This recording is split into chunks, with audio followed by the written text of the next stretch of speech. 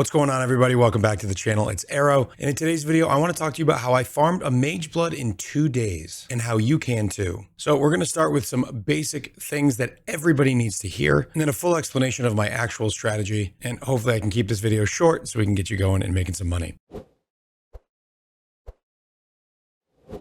So when I say 2 days, it was about 24 hours of gameplay. My stream on Sunday was only about 4 hours long, so technically took 3 days because I combined my very short stream on Sunday with the first half of the stream on Monday. But all of this is available in my VOD, so you can go check those out. We'll get to my exact strategy in a minute, but first I want to quickly talk about some very important things that you have to do if you're going to try to sit down and farm a Mageblood. Number one is be efficient. It doesn't mean that you have to run the most div per hour strategy. It means that you need to stop spending time doing other things and stop spending your currency. So stop buying things, stop crafting things, stop spending money on items that you find on the ground, stop gambling cards, sell your stacked decks. No, I didn't do this, but you should. Stop making upgrades to your build generally, and don't leave your map for a 2C trade. The key to this farm that I did was very efficient trading afterwards. I would spend 5 minutes bulk selling, and then I'd be back into my maps. I do like to keep on top of bulk selling because if prices are going down on something, you want to get rid of your things as soon as you can, whatever those things may be. Number two, preparation. Get a large number of maps rolled and ready. Use the map device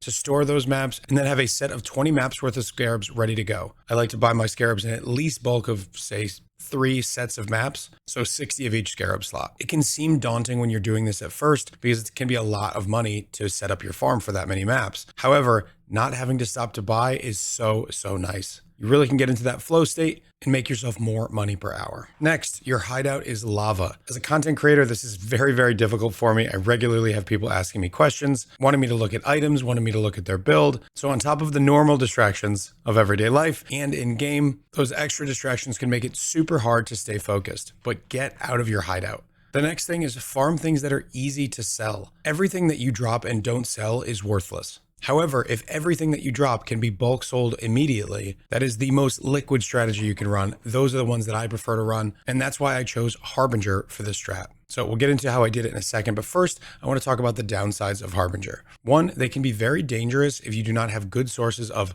spell block or spell suppression. I'm currently running an Aegis Aurora, which completely negates the dangers of these King Harbies. But what they do is they have a ball lightning type projectile, where if you put additional projectiles on the map, will fire a bunch of these, and they will hit you 100 times per second. So having some sort of recovery on block is really strong for them, having maximum spell suppression if you're going that route. But you have to be able to mitigate those hits in some way, or they will chunk you right down. Outside of that, the requirements for Harbinger are pretty low. They don't require that much damage, the monsters are not very dangerous, and you don't have to be particularly fast to do them. What I do recommend, however, is that you run a map like Dunes, where you can fight multiple at the same time. Particularly if your character has really good coverage like a bow build, you can fight 3, 4, sometimes 5 Harbingers at the same time.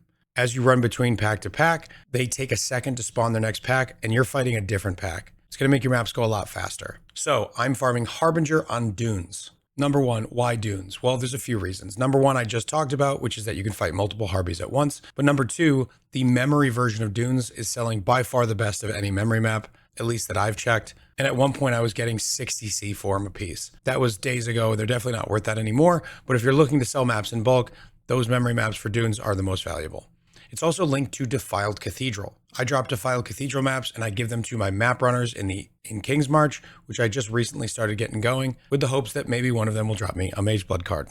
Number three, because it's connected to Defiled Cathedral, I was able to farm that map to scry Defiled Cathedral's Apothecary card onto Dunes. I self-farmed all of my maps using a map strategy that I'll link in the description. It is super easy to do. Your build needs to be fairly strong to be able to do these 16.5 maps, but you will be printing 8 mods in no time. Okay, so let's jump in game and talk about the Harby strat. Only thing that I did while farming for this Mageblood is run Dunes maps and Defiled Cathedral maps to generate more memory Dunes maps. I did Harby the entire time, except for when I was also farming for 8 mod maps, so I could self-sustain. So in 24 hours, using this strategy, I did farm a Mageblood and much more, because there's definitely still things that I have not sold. So why Harbinger? Well, when I started doing Harbinger, the scarabs were about twice as much money, and the fracturing orb was more than a divine cheaper than it is now. So your costs are going down and the value is going up. If I ran this same strategy for 24 hours starting now, I would make even more money. I didn't get particularly lucky, and in 24 hours, I dropped 0 mirror shards and 1 apothecary card. Apothecary cards are on the rise. I did buy the cards as I went as a sort of pseudo investment, and then I sold the 4 cards that I had accumulated and used the extra currency that I had to buy the Mageblood. I think I purchased at 206. They're maybe 208 now. But if you believe that an item is going to get more expensive, it makes sense to buy the cards as insurance. What scarabs did I use? We used the Harbinger scarab of just adding Harbies. We have 2 of those. We use the Scarab of Obelisk, which I'll talk about in a second. We have 50% chance to be replaced by a powerful boss, and currency shards are duplicated. This is absolutely mandatory. You cannot do this strategy without this. Let's talk about Obelisk. This was buffed significantly not in the patch notes, but in a separate post afterwards talking about scarabs. The Obelisk now drops 66% more currency. And what that means for you is many, many more chances at rare currencies. For whatever reason, the obelisks seem to be coded to drop less currency, but more rare currency. You regularly will see 2 annul shards, 2 exalt shards, 2 fracture shards. Obviously, they're all 2s because they are duped here, but I got probably half of my fracturing shards from the obelisks. It's incredibly powerful, and I highly, highly recommend that you try it out. It's a little bit more clicking because not all the loot drops at the end of the Harbinger. However, you do 3 less Harbies per map, so your maps are a little bit faster and you get better loot. So jump in and look at the tree here. This is not a perfectly optimized tree. I was trying a few different things. I originally had gone into Beyond. Beyond is okay, but the currency is worth nothing now, so I don't recommend that you use it. We are going for altars and altar pack size. We are going for a lot of the increased map modifier effect. We have some more of that down here. The idea with scaling all this map modifier effect is that the altars and the other drops in your map just get better. You have more quant, more pack size, etc. Keep in mind that Harbinger is not affected by quantity, rarity, or pack size. So the map modifier effect is not for the Harbingers, it's for everything else. We have extra Harbinger drop here so we can do some self-sustaining. Ambush Scarabs are worth a lot, so I grabbed this. A little bit of quant. Something that's really important in this strategy is Azurite. We use Nico, and I think we have 88% chance for Nico, so with the base chance, it's like 96, with the idea of going for mining byproducts. So Packed with Energy makes it so you have increased damage, increased move speed, and max res. This is super powerful. You could fit this into any strategy and get yourself a little bit more speed, a little bit more power, and a little bit more loot. Because when you take mining byproducts, veins have a 10% chance to give you Azurite as well. And what this means is you are going to farm a ton of Azurite. What do you do with Azurite? Good question. I sure as hell don't delve. I haven't been in here a single time. What I do is I come down here to Nico, I go to purchase items, and then I use the Azurite that I've accumulated to buy a bunch of these. Prime Chaotic Resonators sell for 2C a piece in bulk instantly on the Faustus currency exchange, and I have farmed hundreds and hundreds and hundreds of these. I imagine it's somewhere between 7 and 10 divines worth of just these resonators that I've gotten from this strategy, and all you have to do is come down here at the end of your farm, buy these up, and go right to Faustus and deliver them, and they will sell instantly.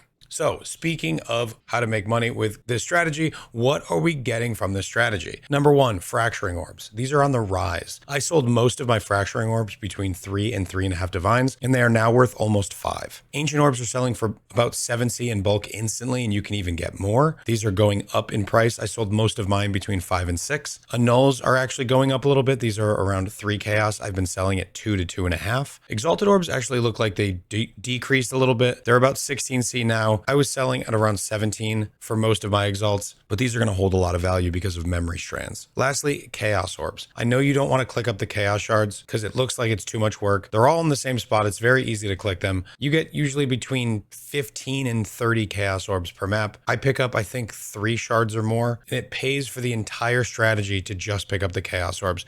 Everything else is extra. On top of this, you get red altar drops, things like gumball currency, chaos orbs, chisels, embers, gem cutters, all things that sell super easily in bulk. Again, it does not have to be the Harbinger strat. You can apply these tips to any strategy that makes a decent amount of currency, and I hope you're watching this while you're farming. Hope you guys make some currency, but make sure to have fun out there too. That's going to be it for me. I'm going to edit this video and then go live on Twitch, twitch.tv/AER0__. I'm live every single day, and I will be live right after this video comes out. So like, subscribe, etc. Come by the Twitch, drop a prime, and I'll see you over there. And as always, take care.